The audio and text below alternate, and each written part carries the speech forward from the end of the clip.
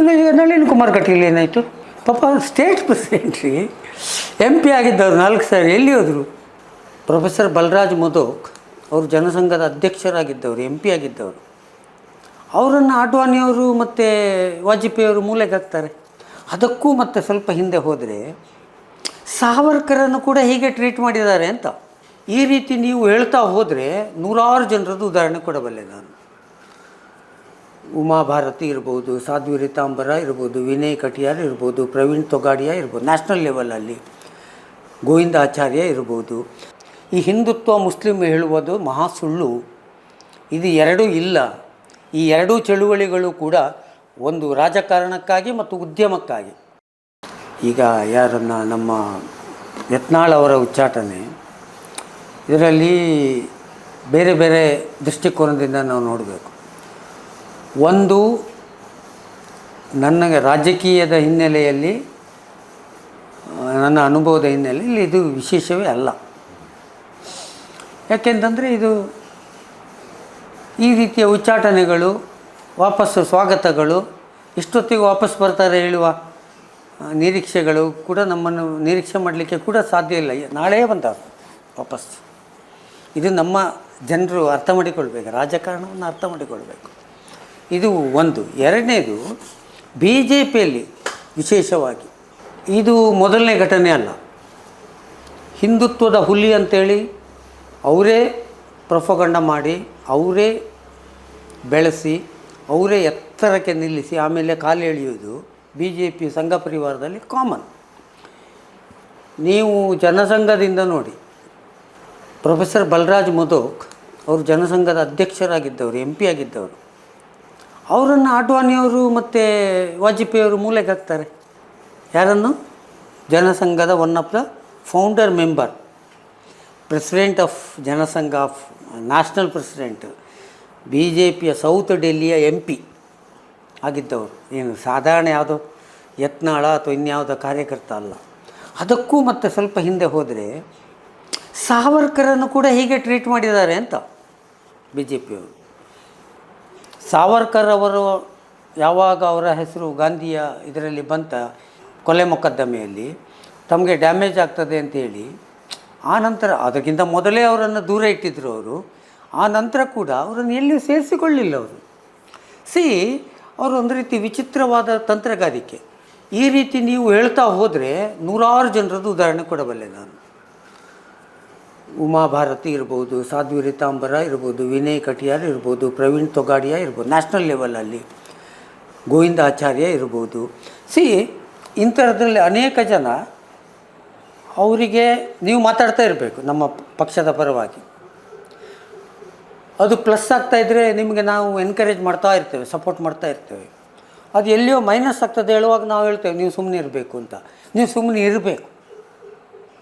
ನೀವು ಸುಮ್ಮನೆ ಇರುವುದಿಲ್ಲ ಅಂತ ಆದರೆ ನಿಮ್ಮನ್ನು ತೆಗೆದು ಬಿಸಾಡ್ತೇವೆ. ಈ ಅಡ್ಜಸ್ಟ್ಮೆಂಟ್ ಮಾಡೋದು ನಿಮಗೆ ಗೊತ್ತಿರಬೇಕು. ಯಾವಾಗ ಬೇಕು ಅಂದರೆ BJP ಮತ್ತು ಸಂಘ ಪರಿವಾರದ ಹಿಂದುತ್ವದ ಚಳುವಳಿಯೇ ಒಂದು ಏನು ಸುಳ್ಳಿನ ಮೇಲೆ ನಡೆಯತಕ್ಕಂಥ ವ್ಯಾಖ್ಯಾನ ಇದು. ಅದರಲ್ಲಿ ಅದು ಹೇಗೆ ಬೇಕಿದ್ರೂ ಬದಲಾಗ್ತದೆ. ಈಗ ನೋಡಿ, ಅನಂತಕುಮಾರ್ ಹೆಗಡೆ, ಪ್ರತಾಪ್ ಸಿಂಹು, CT ರವಿ ಅಂಥವ್ರನ್ನೆಲ್ಲ ಸಾಧಾರಣ ಮೂಲೆ ಗುಂಪು ಮಾಡಿದರು ಸುಮಾರು ಜನರನ್ನು. ಹಾಗಿದ್ರೆ ಅವರು ಮಾತಾಡ್ತಾ ಇದ್ದದ್ದು ತಮ್ಮ ಪಕ್ಷಕ್ಕೆ ಮತ್ತು ತಮ್ಮ RSSನ ಸಿದ್ಧಾಂತಕ್ಕೆ ವಿರೋಧ ಅಂತೇಳಿ RSSನವರು ಯಾವತ್ತಾದರೂ ಹೇಳಿದಾರಾ? ಹೇಳಿಲ್ಲ, ಹೇಳೋದು ಇಲ್ಲ.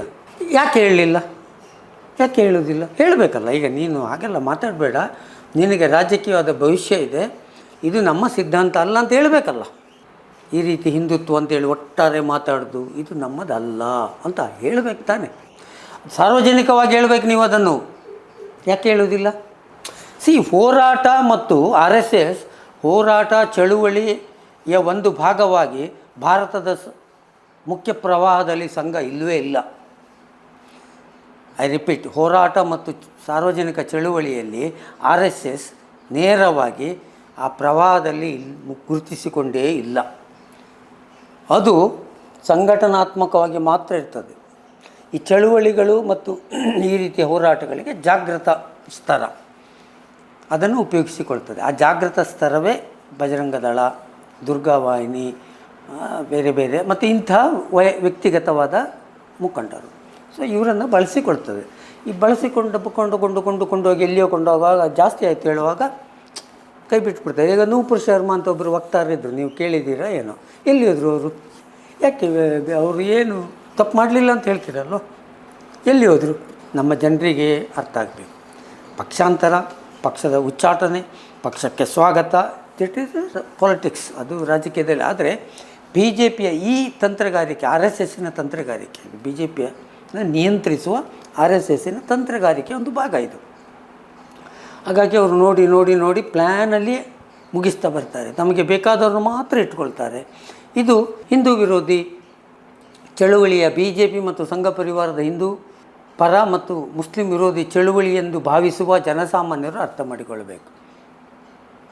ನೀವು ಸಿಕ್ಕಾಕೊಳ್ತೀರಿ, ಸುಮ್ಮನೆ ನೀವು ನಿಷ್ಠೂರಾಗ್ತಾ ಇದ್ದೀರಿ. ಅಲ್ಲಿ ಕಿಟ್ಟು ಕೊಡ್ತಾರೆ, 35 ಲಕ್ಷ ಕಿಟ್ಟನ್ನು ಮೋದಿಯವರ ಹೆಸರಲ್ಲಿ ಮುಸ್ಲಿಮರಿಗೆ ಕೊಡ್ತಾರೆ. ಇಲ್ಲಿ ನಾನು MG ಹೆಗ್ಡೆ ಅಂಥವರು ಎಲ್ಲಿಯೋ ಒಂದು ಕಡೆ ಈದಿಗೆ ಹೋಗಿ ಅವ್ರದ್ದೇನೋ ಕಾರ್ಯಕ್ರಮಕ್ಕೆ ಹೋಗಿ ಶುಭಾಶಯ ಹೇಳಿದ್ರೆ ನೀನು ಬೇರೆಗೆ ಹುಟ್ಟಿದವ ಅಂತ ಹೇಳ್ತಾರೆ. ಈ ದ್ವಂದ್ವ ನೀತಿ ಉಂಟಲ್ಲ, ಈ ಮುಖವಾಡ ಉಂಟಲ್ಲ, ಇದನ್ನು ನಾನು ಪ್ರಶ್ನೆ ಮಾಡೋದು.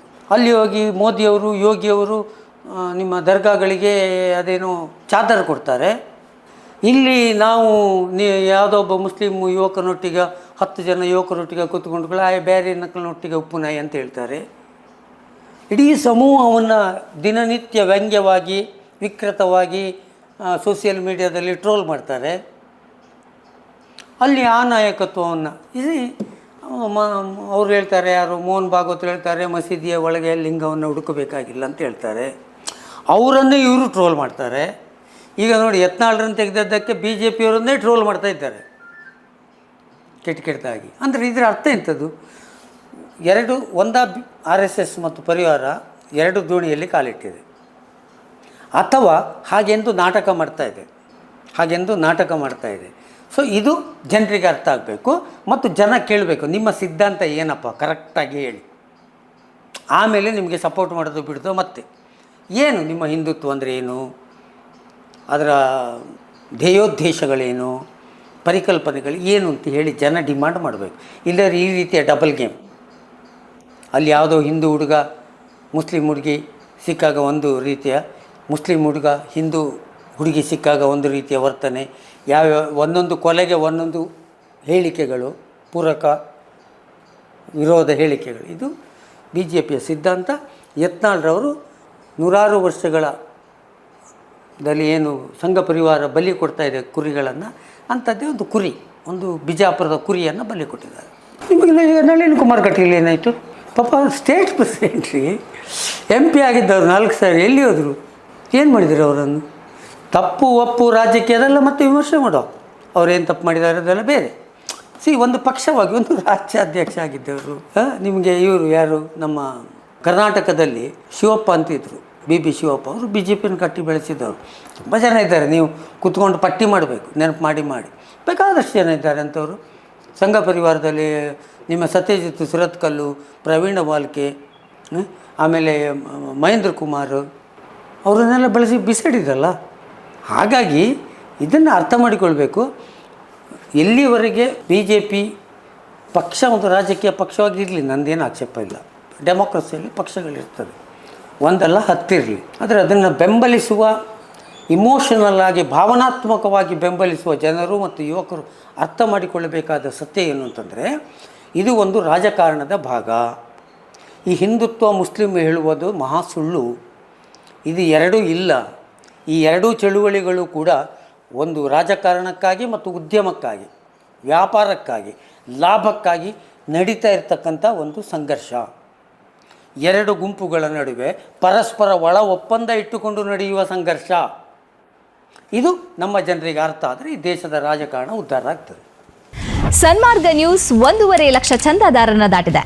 ಇದನ್ನ ಸಾಧ್ಯವಾಗಿಸಿದ್ದು ವೀಕ್ಷಕರಾದ ನೀವೇ. ಮುಂದಿನ 1 ವರ್ಷದಲ್ಲಿ ಈ 1.5 ಲಕ್ಷವನ್ನ 3 ಲಕ್ಷಗಳಾಗಿ ಪರಿವರ್ತಿಸುವ ಗುರಿಯನ್ನ ನಾವು ಇಟ್ಕೊಂಡಿದ್ದೇವೆ. ನಿಮ್ಮ ಬೆಂಬಲ ಇಲ್ಲದೆ ಇದು ಸಾಧ್ಯವೇ ಇಲ್ಲ. ನೀವು ಮಾಡಬೇಕಾಗಿರುವುದು ಏನಂದ್ರೆ ಸನ್ಮಾರ್ಗ ನ್ಯೂಸ್ ಚಾನೆಲ್ನ ಕಾರ್ಯಕ್ರಮವನ್ನ ನಿಮ್ಮ ಗೆಳೆಯರಿಗೆ, ಸಂಬಂಧಿಕರಿಗೆ ಕಳಿಸ್ಕೊಡ್ಬೇಕು. ಅವರಲ್ಲೂ ಸಬ್ಸ್ಕ್ರೈಬ್ ಮಾಡುವಂತೆ ಹೇಳಬೇಕು. ನಿಮ್ಮ ಮನೆಯವರಲ್ಲೂ ಹೇಳಬೇಕು. ಸುದ್ದಿಗಳ ಸಂತೆಯಿಂದ ಸತ್ಯದ ಸುದ್ದಿಯನ್ನ ಹೆಕ್ಕಿಕೊಡುವ ನಮ್ಮ ಪ್ರಯತ್ನ ಮುಂದುವರಿಯಬೇಕಾದ್ರೆ ನೀವು ಇಷ್ಟನ್ನಾದ್ರೂ ಮಾಡಲೇಬೇಕು. ಜೊತೆಗೆ ಪಕ್ಕದಲ್ಲಿರುವ QR ಕೋಡ್ ಅನ್ನ ಬಳಸಿ ನಮಗೆ ಆರ್ಥಿಕವಾಗಿ ಶಕ್ತಿ ತುಂಬಬೇಕು. ಸುಳ್ಳಿನ ಎದುರು ನಮ್ಮ ಧ್ವನಿ ತಗ್ಗದೇ ಇರಬೇಕಾದ್ರೆ ನಾವು ಆರ್ಥಿಕವಾಗಿ ಪರಾವಲಂಬಿಗಳಾಗಿರಬಾರ್ದು. ನೀವು ಶಕ್ತಿಯನ್ನು ಕೊಡಿ, ನಾವು ಸತ್ಯವನ್ನ ಕೊಡ್ತೇವೆ. Thank you.